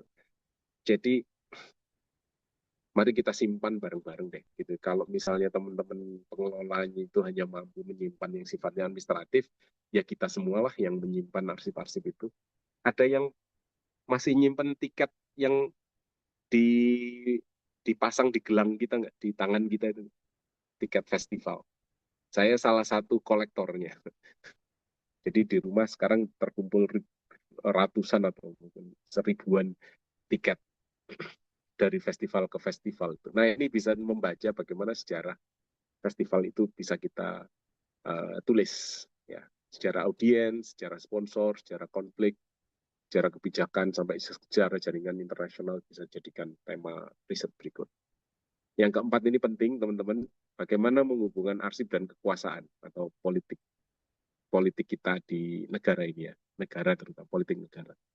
Ini bisa arsip juga bisa digunakan untuk melindungi kekuasaan sekaligus juga bisa mengkritik kekuasaan. Ini lewat arsip itu kita bisa melihat. Yang kelima, pikirkan arsip alternatif, teman-teman. Jadi saya sempat juga membeli material-material budaya populer dari peristiwa sebuah festival. Jadi saya selain mengoleksi tiket, kemudian selebaran-selebaran yang ada di festival itu, saya juga beli bakpia. Nah, bakpia di luar festival, besoknya atau lusanya setelah selesai itu masih ada di display di beberapa outlet sponsor festival itu, sehingga saya bisa mendapatkan hasil budaya populer yang sifatnya non konser, non peristiwa itu menjadi bagian dari koleksi budaya populer. Ini penting untuk kita pikirkan juga. Yang jelas, arsip festival juga bisa sebagai aset ekonomi. Ini berprinsip bahwa setiap arsip itu memiliki hak untuk hidup ya, dalam tanda petik. Bahwa setiap arsip dia akan menjalani takdirnya untuk menjadi apa di masa depan itu akan muncul. Terutama nanti misalnya menjadi buku gitu ya, kayak itu yang gambar ketiga dari atas tuh, Java Jazz itu sudah menjadi buku yang edisi Lux. Anda kalau punya berarti Anda salah satu orang yang beruntung memilikinya. Ya, ini dicetak oleh penerbit kelas internasional gitu. Dan bisa juga menjadi bagian dari aset-aset digital di masa depan. Ini penting sekali. Ketujuh, bahwa arsip itu juga menjadi second festival. Ini website terutama untuk bisa memperpanjang usia arsip atau festival di dalamnya. Bisa dianggap sebagai second festival. Artinya second festival itu bukan ada durasi waktu, bahkan dia jauh lebih abadi daripada festival itu sendiri. Kemudian yang terakhir, arsip bisa sebagai bukti festival sirkuit. Kalau teman-teman jadi penyaji ya, jadi aktornya, jadi penyanyinya atau jadi musisinya, terutama misalnya Anda menjadi musisi internasional gitu ya, Anda senimannya gitu yang tampil di sebuah festival konser musik berkualitas tinggi gitu, Anda punya jadwal biasanya kan, Jogja, Jakarta, Singapura, kayak kemarin di Prambanan Jazz itu ada itulah siapa namanya yang lagi viral itu. Itu kan uh, bagi seniman itu menjadi bagian dari yang namanya sirkuit, arsip sirkuit festival.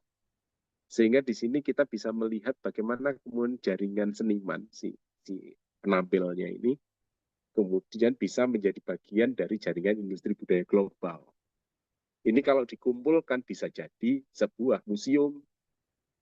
Artinya festival sirkuit ini untuk membuktikan bagaimana kemudian eksistensi seorang penampil atau seniman atau artis ya, itu memang dipercaya sebagai bentuk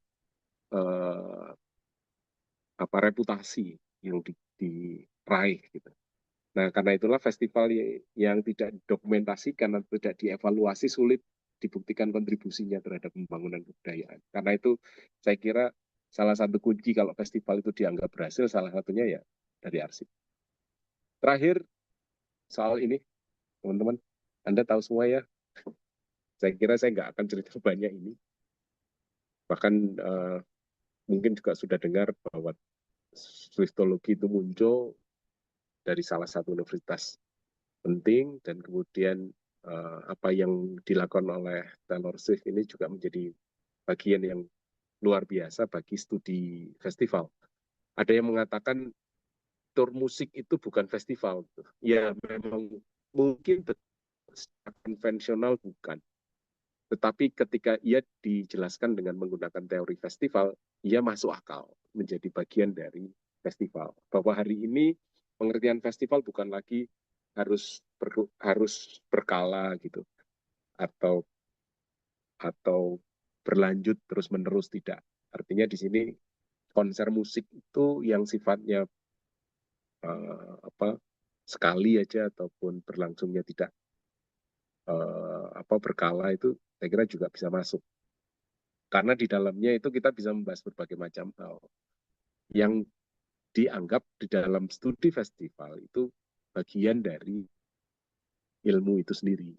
Dalam konteks studi festival, di Eras Tour-nya Taylor Swift ini memperlihatkan pertemuan antara pertunjukan, ekonomi, pariwisata, merchandise, media sosial, kota, bahkan sebagainya. Bahkan fans fandomnya ini ya, ini membuat tradisi ya, sebelum pertunjukan itu digelar di hari H gitu. Ada tradisi-tradisi yang mereka ikuti ataupun harus dilaksanakan gitu di satu wilayah tempat konser itu akan berlangsung.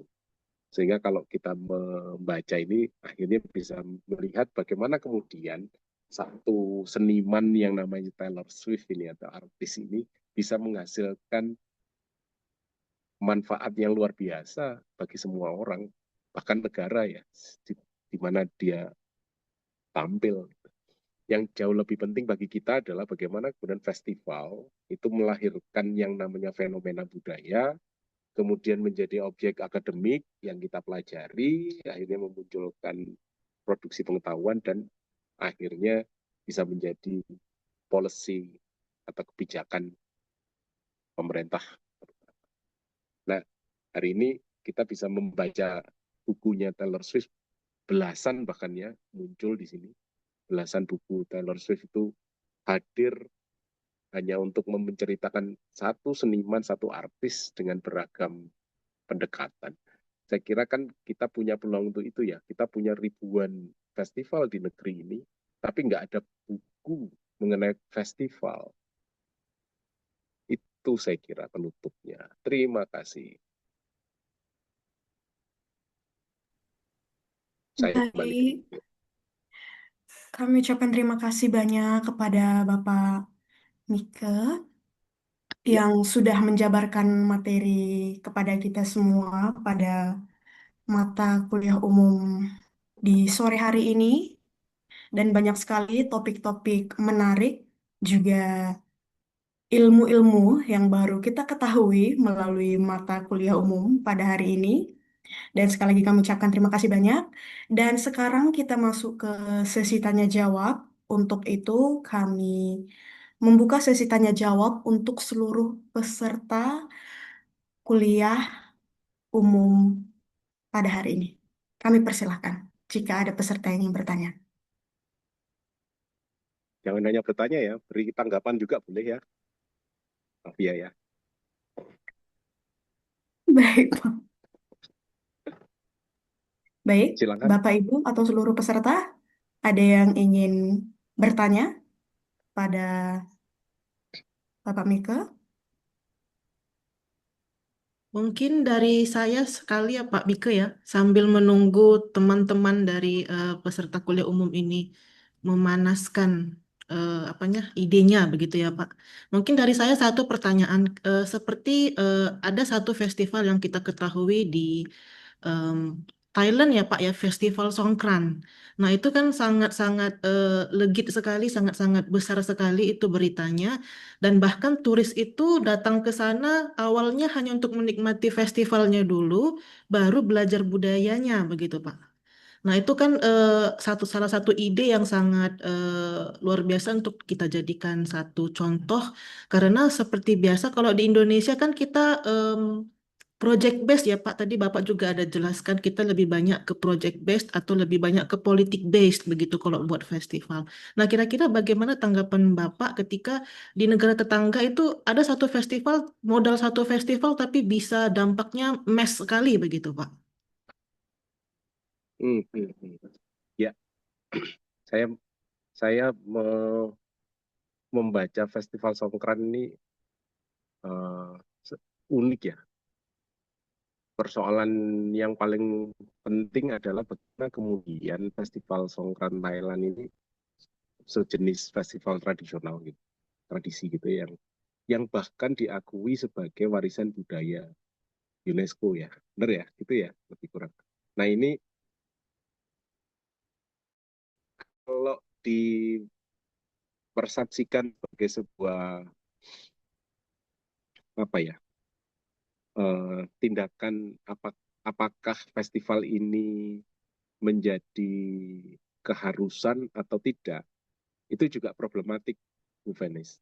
Jadi ketika sebuah situs misalnya atau sebuah festival atau fenomena budaya itu dianggap sebagai warisan budaya oleh nasional maupun internasional seperti ini, itu dilemanya beberapa hal. Satu,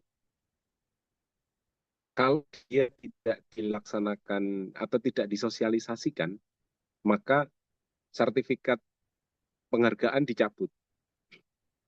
Tapi di satu sisi harus dibiayai terus-menerus, ya kan? Karena harus dilaksanakan, maka dia harus dibiayai. Ini seperti problematika, tapi ya kalau kalau pemerintahnya sadar, pemerintah daerah misalnya sadar, ya saya kira ini akan jadi aset penting bagi kota, bagi tempat di mana festival itu berlangsung, termasuk Songkran ini. Di sinilah kita bisa memakai Songkran ini sebagai fasad, sebagai window display kota. Maka dari itu persepsi ataupun kewajiban untuk melaksanakan sosialisasi terhadap situs ataupun fenomena budaya ini sebagai kewajiban pemenuhan sertifikat warisan budaya UNESCO jadi dilaksanakan gitu. Tetapi kalau enggak disadari oleh pemerintah atau ya bukan masyarakatnya, ya ini akan jadi beban. Ya, jadi saya tidak akan melihat bagaimana kemudian situasi dan eh, manajemen festival Songkran ini dilaksanakan enggak, tetapi saya melihat bahwa festival itu sebagai jenis media eh, komunikasi antar warga dan pemerintahnya, sekaligus juga untuk membuktikan bahwa kita bisa menjaga warisan budaya kita. Ini yang berat. Jadi jangan bergembira ya kalau misalnya sebuah wilayah itu kemudian diberi sertifikat sebagai kota kreatif, kota seni, kota apa. Itu yang paling sulit adalah memeliharanya. Karena itu bukan pekerjaan satu orang, bukan pekerjaan pemerintahnya aja. Ya, seperti halnya lagi-lagi saya memakai contoh di Jogja. Jogja itu mendapatkan anugerah sumbu filosofi dari Gunung Merapi ke pantai selatan itu, sumbu filosofi yang Malioboro, Tugu, Gunung Gunung Merapi, Tugu sampai ke Keraton dan seterusnya itu harus disosialisasikan setiap saat. Itu biayanya juga tidak kecil. Jadi ini jadi perkara sendiri di tengah kebijakan pemerintah soal efisiensi misalnya. Jadi kita punya problem sendiri-sendiri sebenarnya di setiap daerah. Gitu. Masalahnya memang kalau daerah itu tidak mampu mengangkat warisan budayanya hingga level internasional juga salah. Ya nggak, Bu Manes? Sekarang Sumatera Utara punya apa yang sifatnya memang besar dan bisa dikonsumsi oleh internasional? Sudah adakah misalnya buku tentang warisan budaya tersebut? Itu juga problem kan kalau kita tidak melihat persoalan itu. Artinya di sini festival Songkran atau sejenisnya itu kan akhirnya menjadi semacam apa ya kayak mati pisau gitu ya. Satunya tajam, satunya enggak gitu, tumpul gitu. Nah, kita mau pakai yang mana? Artinya di sini kan sampai pada aspek pengelolaannya benar itu baru baru terasa bahwa ya memang berguna nih sertifikat UNESCO ini. Ya, ini yang saya kira perlu saya cermati dari aspek kebijakannya, saya kira. Kalau soal manajemen dan sebagainya, saya belum banyak tahu tentang Festival Sopran itu, Mbak Vanessa. Mungkin Mbak Vanessa juga punya asumsi tertentu terhadap festival tersebut. Silakan. Baik, terima kasih Pak Mika tanggapannya karena memang kalau dari segi sudut pandang sesama orang seni ya memang kita selalu terbentur di policy ya Pak ya di policy dan juga di Ya, kesadaran masyarakat tentang kata seni itu sendiri. Jadi kita memang belum apa ya belum sangat-sangat belum menempatkan seni di tempatnya dan juga terbentur di policy. Jadinya ada dua masalah yang berbeda dalam satu waktu begitu ya Pak Mika ya.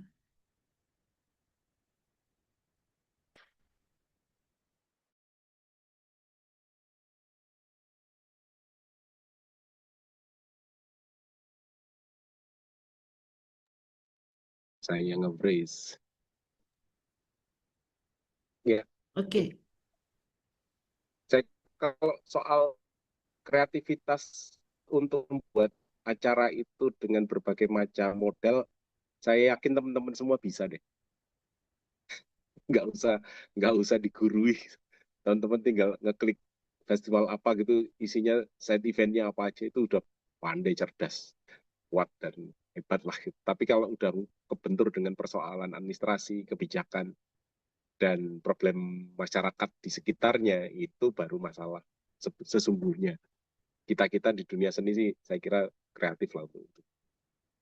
Mungkin teman-teman lain yang punya pengalaman terhadap konflik atau polemik untuk kebudayaan festival ini bisa diutarakan sebagai referensi kita bersama.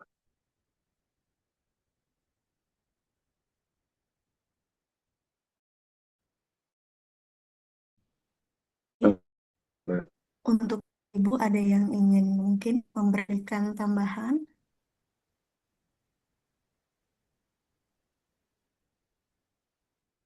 silakan teman-teman. Saya mau tanya Pak, Bu. Oh, Nih, Bu, silakan. iya. Eh, ini Pak mau bertanya tentang tadi itu dikatakan ada apa namanya berbagai motif ya terhadap penyelenggaraan festival gitu. Bila sebuah festival yang drivernya itu ritual awalnya ya festival tradisi gitu, lalu mengalami komodifikasi misalnya demi memenuhi target dengan indikator ekonomi misalnya baik baik itu aspek market, tourism driven gitu ya dan juga dorongan pemerintah atau administratif lah dari pemerintah. Lalu kira sebenarnya arsitektur untuk festival archive-nya itu bagaimana ya gitu dapat dioptimalkan gitu agar tidak sekedar merekam kooptasi elitnya gitu, melainkan memang berfungsi sebagai instrumen yang melindungi otentisitas pada memori kolektif masyarakat lokal di situ gitu Pak. Lebih kurang.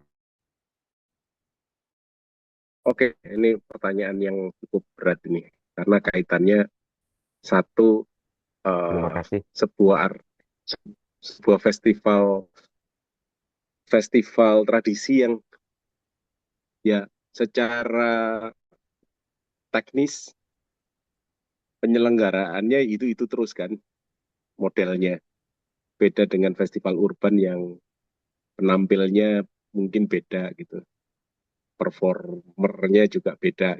Nah, sedangkan di dalam tradisi festival terutama yang paling paling acep untuk kita cermati itu menyimpan problem tersendiri, terutama pada arsitektur arsipnya. Jadi dari sini kita bisa membaca setidaknya ada beberapa modus arsitektur arsipnya. Satu, ya, Nah, satu adalah arsip yang terkait dengan tradisi. Ini disebut arsip tentang tradisi yang dirayakan itu hmm, dibuka kembali. Kalau seandainya memang ada arsipnya ya, masa lalu misalnya ada pameran tentang babat Diponegoro gitu, yang kemudian di situ ada babat yang ditulis oleh Diponegoro, kemudian disajikan di depan publik gitu, terus dituturkan, terus diimplementasikan ke masyarakat gitu. Oke, itu artinya ada arsip konvensional yang terus-menerus dijaga. Yang kedua adalah arsip kontekstual. Ya, arsip kontekstual ini arsip yang berubah tiap peristiwa itu terjadi. Ya, ini yang bisa terkait sama penyelenggaraan, arsip terkait dengan sosial media ataupun arsip alternatif tadi yang saya sebut alternatif. Kemudian juga bagaimana kemudian arsip infrastruktur yang dipakai di situ dan sebagainya lah. Itu artinya arsip kontekstual ini akan melahirkan perbedaan dari waktu ke waktu. Nah, ini berat Mas Rahman. Persoalannya kadang-kadang masyarakat kita itu tidak sadar dengan persoalan arsip itu sendiri. Itu satu. hmm, Apalagi kita membedah dalam hal yang sangat kompleks, sangat detail semacam ini ya. itu itu memang berat. Artinya sampai kemudian kita bisa melahirkan arsip alternatif itu itu artinya sebuah festival itu punya kemampuan hidup lebih lama loh. Ya, sekarang hmm. teman-teman cari deh festival kebudayaan provinsi yang teman-teman tinggali. Ada nggak festival kesenian masyarakat tertentu yang sampai sekarang kita bisa mudah akses gitu, bahkan di Google gitu ya. Nggak kan, nggak gampang kan itu. Tradisi kita kembali lagi kepada tradisi orang-orang tua kita yang juga sebagian besar lalai atas arsip kita sendiri kan gitu. Ya, saya yang kebetulan bergerak di dunia seni rupa menyadari itu meskipun tidak terlambat-terlambat banget ya tetap bisa dikatakan terlambat bahwa karena saya nggak punya dana besar untuk mengoleksi arsip, maka saya memulainya sejak kuliah misalnya, atau sejak lulus kuliah baru muncul. Sekarang teman-teman bayangkan apakah di Indonesia kita punya lembaga arsip di luar ANRI? Ada sih, namanya lembaga arsip media massa.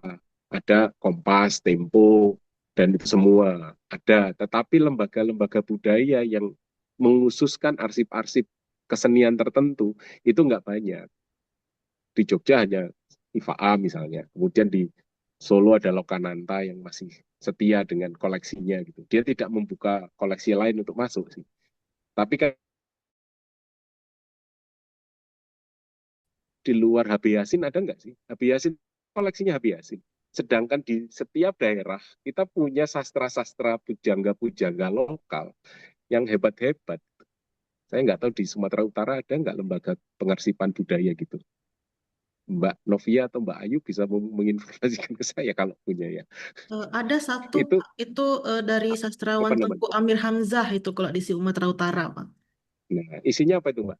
eh Prosa-prosa beliau, puisi-puisi beliau, dan juga Oke, cerita kehidupan begitu, Pak. itu lebih pada arsip individu kan? Ya, artinya di sini belum benar-benar entah dinasnya atau dinas kebudayaan atau dinas arsip daerah yang kemudian bisa mengompil budaya daerah itu menjadi satu pas ya macam-macam, bisa museum, bisa lembaga khusus atau menjadi folder khusus gitu mengenai kearsipan bidang budaya. Ini yang belum bisa kita lakukan. Apalagi arsip festival, Mas Rahman. Hampir sulit untuk menemukan arsip festival. Bahkan FKY ya, FKY itu kan Festival Kesenian Yogyakarta. Udah Hmm. berapa ya, ke 30 sekian loh ini. Itu aja kita masih sulit untuk menyelenggarakan kronisnya gitu, kroniknya gitu. Ya, nggak semua orang bisa dengan mudah mengaksesnya. Harapan kita kan kita bisa ya membuat kronik gitu, festival kebudayaan di Indonesia gitu. Tapi ini belum kita lakukan, teman-teman. Ini infrastruktur yang masih pincang di antara kita. Gitu, Mas Naman. Arsitektur untuk urusan festival Ya, tradisi yang memang agak rumit gitu. Tapi ya, bahkan sekarang ngomong tentang buku tentang sekaten, buku tentang kasodo, buku tentang ngaben gitu, coba Anda menemukan dengan mudah nggak gitu? Di perspektif internasional, ya. Hmm. Mari kita bicara jangan hanya orang sebagai orang Bali atau sebagai orang Jogja atau sebagai orang Jawa Timur kasodonya itu. Tapi sebagai orang kalau bule nyari itu kan mana bukunya nih tentang sakralitas Indonesia nih gitu. Belum lagi di Sumatera Utara. Itu pekerjaan kita semua sebenarnya. Saya berharap teman-teman S2 di USU juga bisa mulai menyelenggarakan riset-riset semacam itu. Ya, kalau penciptaan silakan dengan menggunakan modus penciptaan metode artistik tertentu dengan menggunakan metode metode transformasi arsip menjadi karya seni. Ya, ada beberapa pola bagaimana kemudian arsip itu bisa menjadi karya seni. Itu untuk teman-teman yang penciptaan ya, kalau mau ya. Jadi artinya apa? Karya seni itu tidak berangkat dari imajinasi dan fantasi melulu ya, tapi dari cerita rakyat, dari arsip-arsip tradisi ataupun budaya urban ya, urban culture kita jadikan karya seni baru di masa mendatang itu akan sangat berguna. Bukan hanya untuk kita sebagai seniman, tapi juga untuk masyarakat yang mendengar. Oh ini inspirasinya dari cerita ibu itu yang ada di sebelah saya ini dan kemudian jadi karya seni gitu. Itu menarik sekali sih gitu. Lebih kurang kayak gitu. Moga-moga menyadari ya kegelisahan saya terkait urusan ya. kearsipan. Salah satu tantangan besarnya tata kelola juga ya, Pak. Oh iya jelas, makanya saya tidak ingin ini hanya ditanggung oleh mahasiswa tata kelola, tapi juga ditanggung oleh mahasiswa seni secara umum. Bahkan FIB saya kira juga bertanggung jawab untuk urusannya ini. Iya, Pak. Terima kasih, Pak. Sama-sama. Baik, sebelumnya terima kasih untuk Ibu Vanesia, juga Bapak Rahman yang sudah memberikan pertanyaan. Dan sekarang kita akan memberikan pertanyaan terakhir sebelum menutup mata kuliah ini kepada Bapak Ibu dan seluruh peserta kuliah umum pada sore hari ini. Kami persilakan.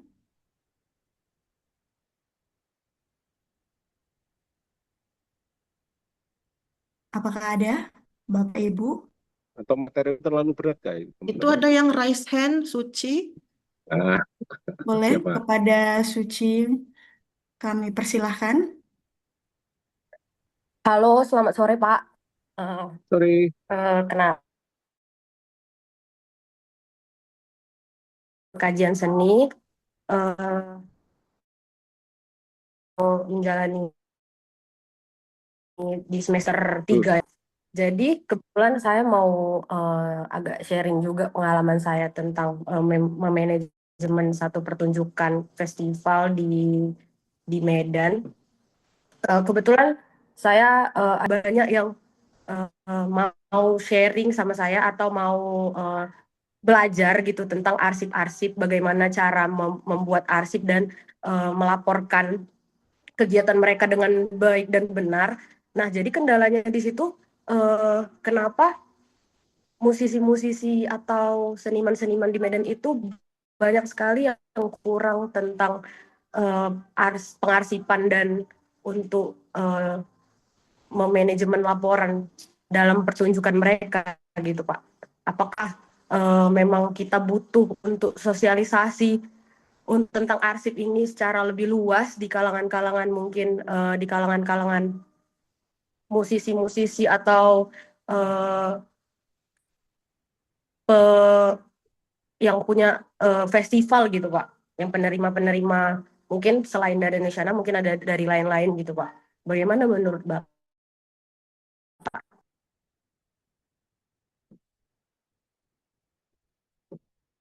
Oke, makasih Suci. Eh, ini problem pertama adalah kita memang sebagian besar dari kita memang punya arsip kok. Oke, sepakat. Bahkan kita nggak tahu bahwa kita mau ngapain tentang arsip aja itu terjadi pada diri kita sendiri. Terbukti bahwa Anda pernah nggak, misalnya kita semua ya, bukan Anda Mbak Suci ya, pernah nggak kita semua peduli pada album keluarga kita itu? Album foto yang dicetak oleh orang tua kita dulu itu loh. Itu kan beribu narasi muncul dari sana. Itu dekat sekali dengan kita, ibu kita gitu kan. Yang kita tahu cuma ibu diwajibkan mendoakan kita kan. Kita nggak pernah punya rasa mengembalikan narasi tentang ke ibu lewat foto gitu. Itu jadi penelitian, jadi karya seni aja udah bagus banget. Nggak usah jauh-jauh dulu lah Suci ya untuk menggarap pekerjaan orang lain. Garap dulu yang dekat, yang paling mungkin dan menarik menurut kita. Yang kedua selain tuna arsip, ya kita nggak punya kesadaran bersama terkait dengan persoalan festival yang menghasilkan arsip. Ini yang kita bicarakan sebetulnya festival. Saya kira segala hal kegiatan yang bersangkut paut dengan diri kita masing-masing sebagai seorang iman atau sebagai seorang pegiat kebudayaan itu kan juga harus menghasilkan yang namanya arsip, ya cuman menghasilkan sampah gitu. Jangan-jangan memang karena hari ini kita menganggap arsip itu sampah, itu jadi kita nggak pernah peduli dengan itu. Apa yang kita nama, apa bedanya bungkus rokok ketika kita persepsikan sebagai sampah dan kita persepsikan sebagai arsip? Bedanya itu cuman dalam otak kita, paradigma kita melihat bungkus rokok. Kalau bungkus rokok itu kita nggak narasikan, dia jadi sampah. Ya kan? Maka dari itu, ayo simpan sesuatu yang membuat kita bisa punya narasi tertentu, yang kemudian kita bisa share ke adik-adik kita, teman-teman kita, atau siapa saja yang kemudian bisa jadi karya ataupun bentuk-bentuk kreativitas. Itu kita simpan, kita frame gitu, kita kemas gitu, khusus gitu misalnya. Itu aja udah nggak habis-habisnya akan bisa kita elaborasi. Sehingga dalam hal ini teman-teman di penciptaan saya kira jangan sampai kekurangan ide ya, berangkat dari situ. Yang justru penting adalah kreativitas memberi nilai atau kreativitas menarasikan sampah yang kita dapat, kita produksi, ya kan? Saya sama Mbak Ayu misalnya pernah sama-sama ke Belanda, tapi apakah Mbak Ayu punya simpanan banyak dibanding saya gitu Ayu. Simpanan sampah dari Belanda yang kita bawa itu. Iya ke Mbak Ayu. Nah di situ yang kita perlu lebih jeli melihat segala sesuatu. Yang diproduksi teman-teman seni, penciptaan seni, itu kan bukan fisik lukisan atau pergelaran. Yang kita produksi itu mitos kan, narasi kan. Kalau narasi Anda udah canggih, bentuk apapun keseniannya, sesederhana apapun bentuknya, tetap akan dihargai kok. Sebab yang dijual kan bukan kanvas ya, kalau bagi pelukis. Yang dijual itu ceritanya kan. Kayak gitu. Ya, kanvasnya iya dijual, tapi untuk peringkat kesekian. Ketika saya riset di disertasi saya tentang bagaimana menilai sebuah lukisan harganya seberapa tinggi gitu ya, persoalan fisik itu menempati poin di tengah, tidak di atas. Sehingga dalam hal ini narasi, mitos-mitos yang dihasilkan oleh seniman itu yang jauh lebih penting. Nah, arsip yang kita hasilkan itu memang bukan hanya sekedar bentuknya seperti halnya kertas atau foto atau audiovisual, tapi teman-teman terutama yang di dalamnya bergerak di dalam ranah seni pertunjukan, ketika Anda bergerak, tubuh Anda menari, berpenampilan, itu kan juga sebagai arsip arsip tubuh ya teman-teman namanya. Itu harus dicatat. Jangan kemudian hanya dirasakan untuk diri sendiri. Karena catatan itu akan berguna bagi anak-anak kita nanti. Pujangga-pujangga kita habis. Karena apa? Karena kita sendiri nggak pernah menyatakan diri sebagai pujangga. Ya nggak? Seniman-seniman kita habis karena kita nggak punya arsip untuk menyatakan bahwa seniman ini memang berkualitas tinggi. Karena reputasi itu salah satunya dibangun melalui arsip. Apalagi festival yang berkualitas ya akhirnya festival yang berkelanjutan sampai masa-masa mendatang meskipun festivalnya sudah tidak ada, dijadikan contoh terus-menerus karena sering dicatat di media, sering muncul dengan beragam bentuknya, sering dipakai referensi di websitenya gitu. Nah itu yang kita harapkan, produksi pengetahuannya berlimpah sehingga di sini kita perlu membuka diri bahwa setiap Anda yang bekerja sebagai seniman atau pegiat budaya, peneliti seperti saya misalnya itu juga sesering mungkin untuk menghasilkan produksi pengetahuan. Gitu. Kalau dirasa-rasa Anda sekarang umur 25 misalnya ya, rata-rata anak S2 ya. 25 ditambah 30 tahun Anda berkarya lah gitu ya. Atau sampai 50 tahun lah. 50 tahun. Artinya 1 tahun berapa ya? Dari 25 jadi 76 ya. Benar nggak? Saya nggak salah kan? Nggak kayak yang sana. Itu 50 tahun Anda berkarya, kalau 1 tahun menghasilkan 1 buku, Anda udah bisa menghasilkan 50 buku loh. Karya berjalan terus ya. Setiap karya didampingi buku, setiap karya didampingi buku. Setiap pameran tunggal didampingi katalog atau buku yang berkualitas lah. Jangan asal-asalan bikin. Anda kan udah sarjana atau master ya, atau doktor nantinya.